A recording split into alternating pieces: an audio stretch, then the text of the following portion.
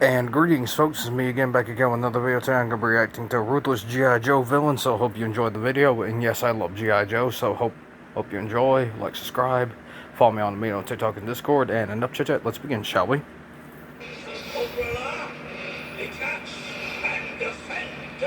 14 psychotic and ruthless G.I. Joe villains, backstories explained in detail.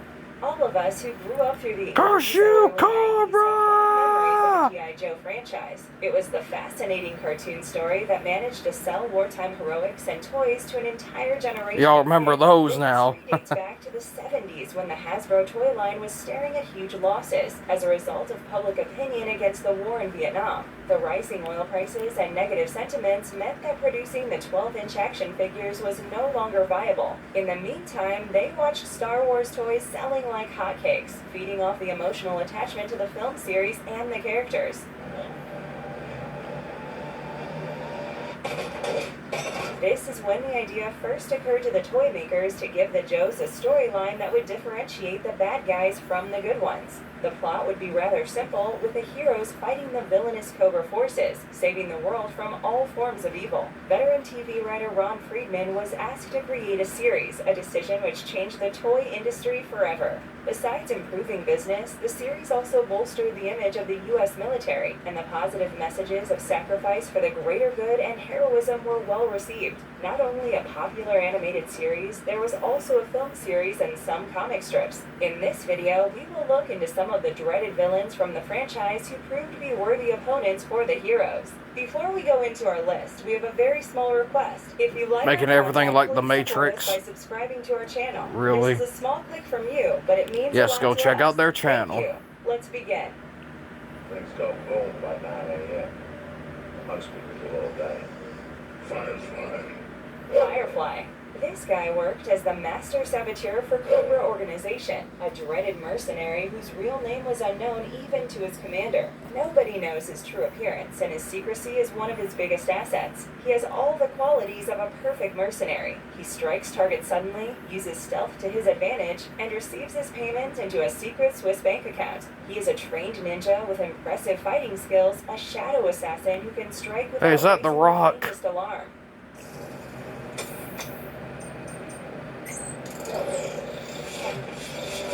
Firefly specializes in working with all kinds of explosives and detonators, and he always knows the best place to plant the devices, ensuring maximum damage. He always charges his fee in advance, and there is no guarantee of success or of a refund if he fails. Blackout, who joined the Cobra Organization after his brother was selected for G.I. Joe forces and he wasn't, and Munitia, a female mercenary, often accompany Firefly. Together they are referred to as HISS, which stands for Hierarchy of Infiltration, Stealth, and Sabotage. Firefly also went undercover in the Phoenix Guard, receiving training in his fabricated identity. Yep, it's The Rock. While he can be an unpleasant character, his effectiveness cannot be denied. The comics featured an interesting And everybody backstory for smelled this what The character, Rock was in which cooking. Firefly's father was indebted to the If you Cobra smell what The Firefly was Rock taken in from is Japan cooking. after his father died and trained to become a master assassin. He was a crucial character in the franchise, and there have been 11 action figures of him, mostly dressed in BDU fatigues and a ski mask. If you must have villains, they ought to be as badass as Firefly. Yes, but this is prettier, isn't it? Large view? Tomax and Xamot. These two were also known as the Crimson Twins or the Crimson Guard Commanders. Crimson the Crimson Twins. Guard is one of the elite forces within the Cobra Organization, and Tomax and Xamot Paoli are the co-leaders of this force.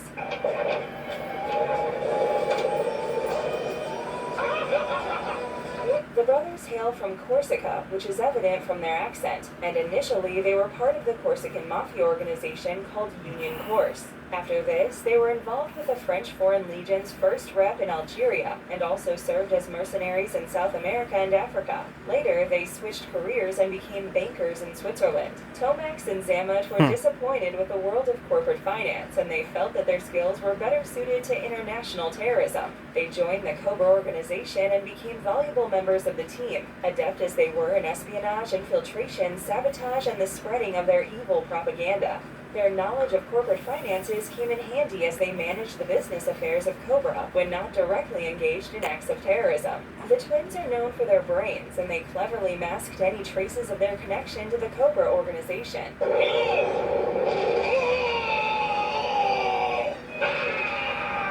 The pair may be twins and they definitely look alike, but there's one difference that will help you identify them. Zamat's hair is parted on the left side while Tomax's hair is to the right. There's also a distinguishable scar on Zamot's right cheek. The twins are physically bonded in some way, and this helps them communicate with each other non-verbally. I'm falling! However, this is also a hindrance for them because they feel each other's pain too. The action figures were pretty unique, equipped with a zip line and a sky hook and even laser pistols. The brothers troubled the G.I. Joe forces with their smart moves and cunning tactics time and time again. Just an ad, people. Just an ad. We've never been so ready to get back out there. Coppertone? I'll skip Score it. clear. Goes on clear. Feels cool. And stays on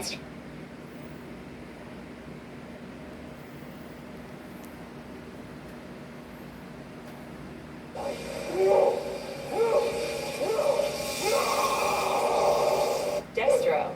This villain's full name sounds like some medieval lord. James McCullen Destro the 24th has proved on many occasions to be a key component in the sinister plans of the Cobra forces. He hails from the Scottish Highlands, where he is Laird of Castle Destro. He maintains a private army called Iron Grenadiers, but is also the founder of Mars Industries, the company which manufactures and supplies weapons to the Cobra organization. In fact, Destro belongs to a clan that designed weapons and traded them for hundreds of years. Although this organization is one of the biggest multinational corporations to dabble in such serious crime, Destro somehow manages to remain the faceless power behind it all. No more. No. You are Destro. Destro loves to indulge in a lavish lifestyle, comparable to that of oil tycoons. He owns apartments and offices in almost all the major cities of the world, and his fierce cutthroat attitude makes him a shrewd businessman. Destro profits from war, and thus warmongering is his passion. The wealth of Mars continues to grow as Destro's hired mercenaries create trouble across the globe. Outweighed by recent developments.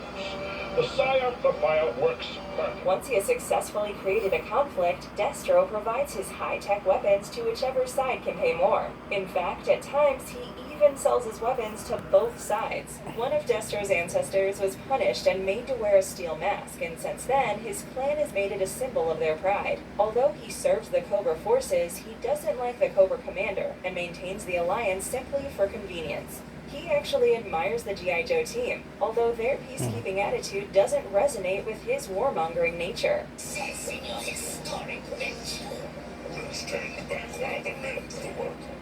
However, there have been instances where he has helped the G.I. Joe team, when it has benefited his business to do so. As surprising as it may seem for such a cunning businessman, Destro actually thinks of himself as an honorable man, following his own moral code.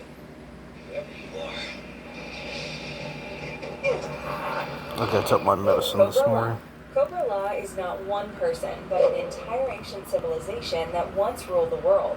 Later, the group retreated into a hideout in the cave systems of the Himalayan mountains. Globulus is the present-day leader of the organization, and his clan has perfected the art of immortality, so he is able to live forever. All his body parts have been replaced over time, and only his central nervous system and his brain have remained intact. As a civilization, Cobra Law seek to rule the Earth once again as a dominant species. They despise human life, and they simply want to regain their past glory. The animated shows have offered various origin stories for Cobra Law. According to the Sunbow animated series, the Cobra Law were once forced to retreat into the Himalayan caves due to the onset of the Ice Age. Preserve our ways and await an opportunity to reclaim the Earth. They tried to wait it out, waiting for an opportunity to retake the Earth. Globulus selected a young man to go out amidst the humans in disguise and raise an army that would help them conquer the planet. This nobleman later became the Cobra commander, but his numerous attempts to seize power failed because of the protective forces of the Earth.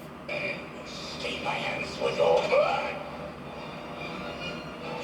The Cobra Law toys came in a 3-pack combo containing Globulus, Nemesis Enforcer, and a Royal Guard. This wasn't the most popular set, but the Cobra Law story arc is crucial in order to support the rest of the narrative in the series. Despite this, Cobra Law never featured in the G.I. Joe A Real American Hero Marvel series, as the writer was not too fond of the bizarre plotline. After some persuasion by Hasbro, he did concede a little, including some of the characters he disliked, though the full story of Cobra Law was too much for him.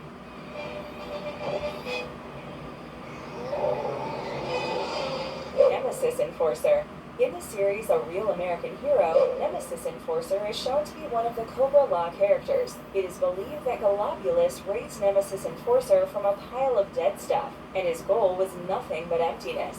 Before the Ice Age, he tirelessly carried out the wishes of his master, and some of his fleeting glimpses gave rise to the legends of vampires and other such creatures. Nemesis Enforcer, dispose of him.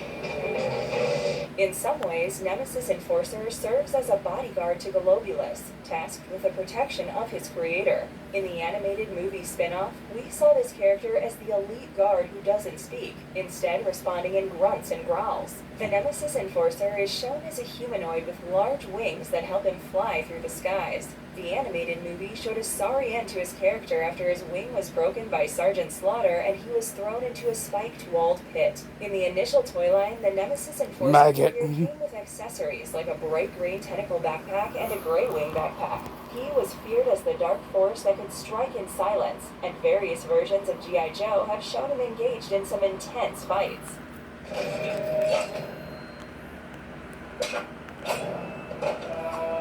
Storm Shadow.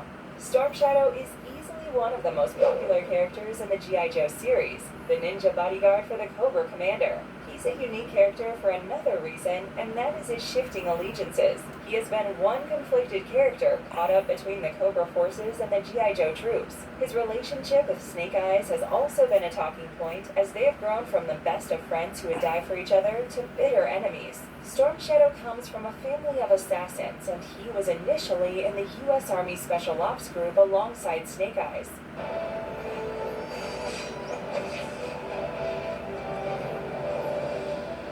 He trained as a ninja and had an 8th degree black belt in various forms of martial arts. His agility and endurance qualities are second to none, and he moves at a breathtaking speed. It is believed that while he trained with Snake Eyes, the master was more impressed with his friend than with Storm Shadow, causing him to be jealous. When the master was murdered, Snake Eyes thought that Storm Shadow was behind the killing, even though he wasn't. Over the course of various story arcs surrounding him, Storm Shadow has been seen working for Mars Industries, and he holds a grudge against Snake Eyes for the history that they share. He is absolutely ruthless, never shying away from killing innocent people when necessary. However, even as a dreaded villain, Storm Shadow abided by certain principles. For instance, he never killed women, and he believed in his duties. He was a fierce opponent for the G.I. Joe forces, and only Snake Eyes could match up to his vicious fighting style. The character has had many different appearances, but the one featuring a white coat, white pants, and a white face mask is one that has stayed with us.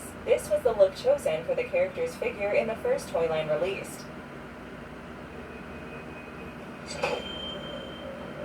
Getting close. Baroness. Baroness is one of the rare female villains in the G.I. Joe series, serving as an intelligence officer for the Cobra forces. She is a lieutenant in the force, reporting to the Cobra commander. Baroness was a femme fatale, whose beauty would be mesmerizing and misleading for the opponents. Her flowing black hair, alluring leather outfit, and black-rimmed glasses made her a beautiful lady, but she was equally vicious and cunning.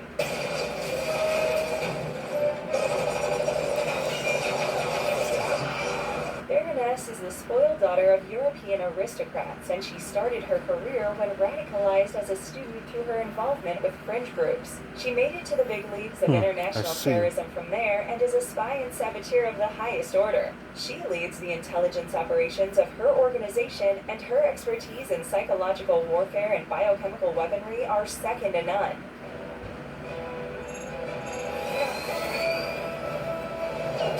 She has extensive knowledge of firearms and could even pilot helicopters and planes. She has been shown as loyal to Destro, and there were a great many hints of a relationship between the two. In fact, she's the only one who actually knows Destro's true identity. She survived some serious burn injuries during a night operation and required extensive plastic surgery in the aftermath. Baroness was an intriguing character, balancing cynicism with romantic tendencies and exhibiting calculating but also naive behavior. This self-contradictory nature in her character did not stop her from troubling the G.I. Joe forces every now and then with her moves. Baroness was one of the first female characters that made it to production as a toy, which came in the character's trademark black leather outfit.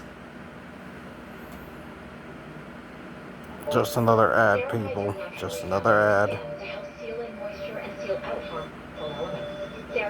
I'll skip it.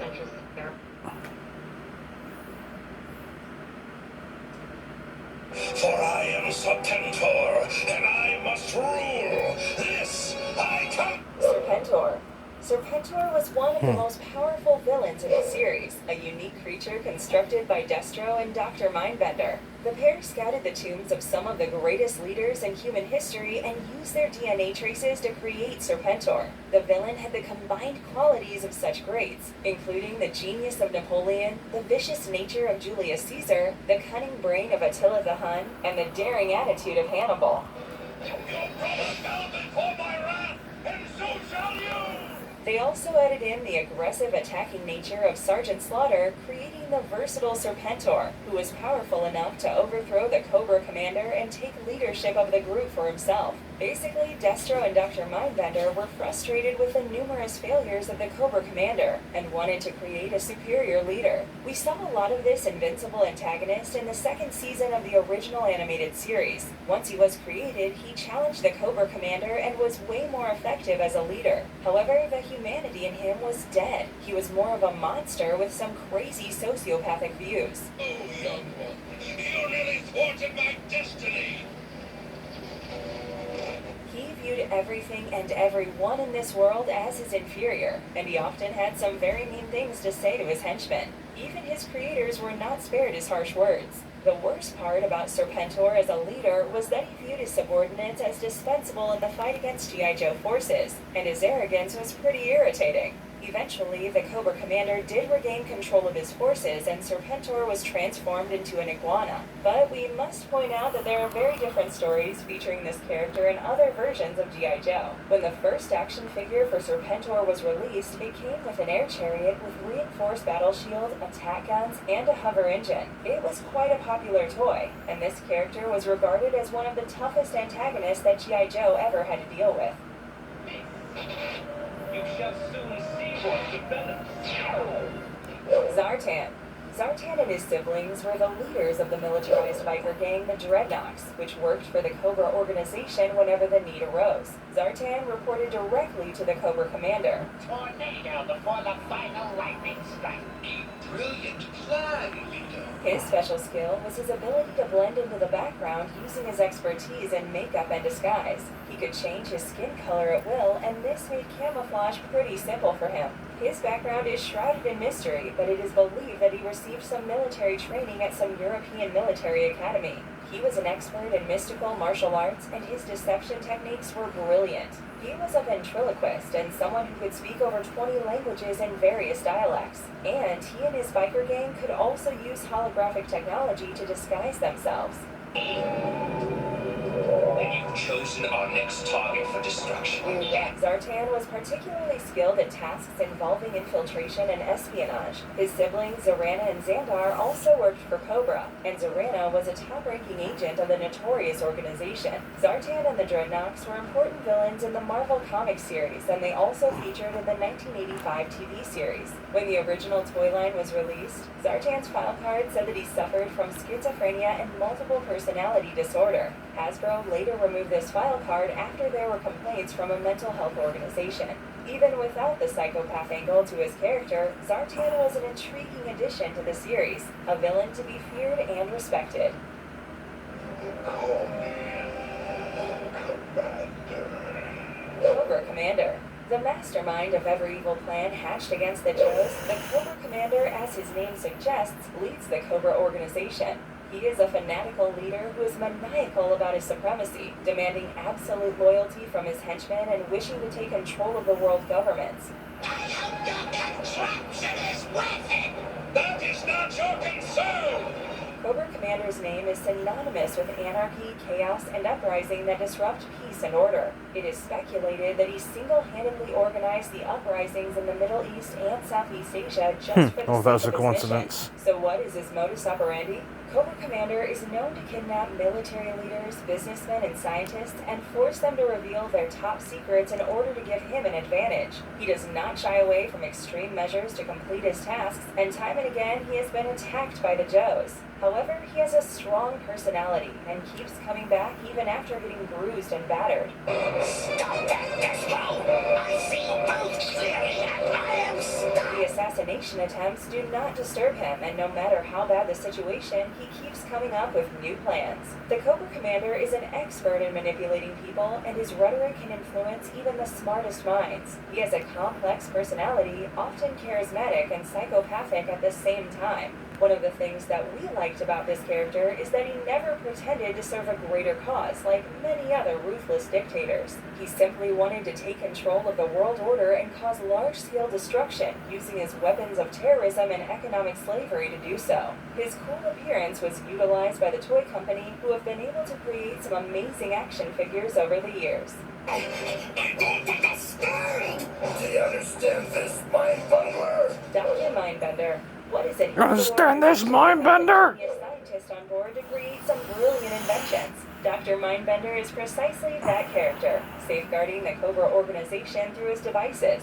There have been multiple incarnations of his character, ranging from a comical villain to a deadly fascist leader. However, we know him largely as a helping hand for the Cobra Commander and Destro. Nothing from your previous catastrophe? Do you seriously? Despite his evil affiliations, Dr. Mindbender did not start off as a bad guy. He was a peace-loving orthodontist who used to mind his own business.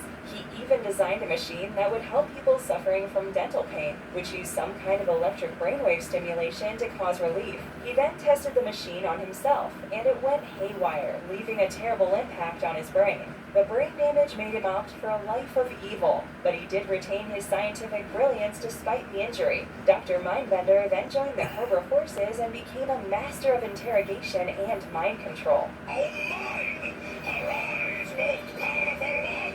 Arise! He was also skilled in genetics and cloning, demonstrated when he helped create Serpentor. The action figure was bare-chested with purple pants and was sold with leathery metal-studded suspender. Simulasan. This allergy I'll season, skip it. your eyes can feel.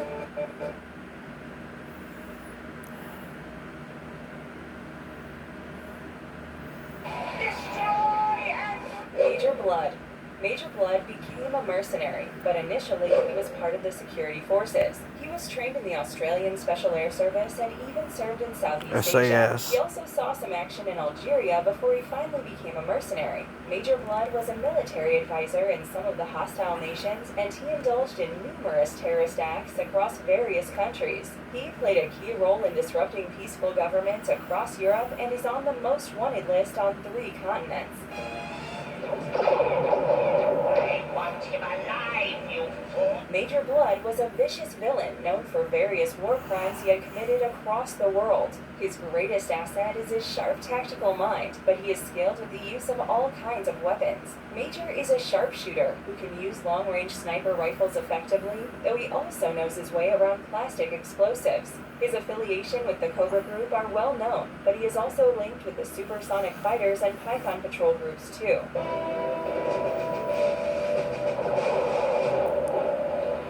The Marvel comic book series has an interesting storyline surrounding this character, in which he is hired by the Cobra Commander to kill Destro. The Cobra Commander saw Destro as a threat to his authority and wanted Major Blood to get rid of any competition. However, his attempt to do so was foiled by the Baroness, who was in love with Destro. The cold-hearted mercenary was a threat to everyone, and his antics made for some interesting chapters in the series.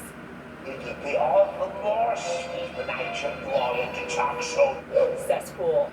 Sometimes the very worst of supervillains have very interesting origin stories. Cesspool is one such antagonist in the G.I. Joe series who took up evil only after a terrible tragedy. His original name was Vincent Aleva, and he was the CEO of a company that dealt in oil refineries and chemical plants. When the environmentalists kept pressuring the company and questioning their acts, he personally took them on a tour of the facilities to prove the company's innocence. However, he accidentally fell into a vat of chemical sludge, scarring his face terribly. He recovered but developed a strong hatred for the environment and a bitterness towards humanity. Initially, the idea was that Cesspool would fight the eco-warriors of G.I. Joe.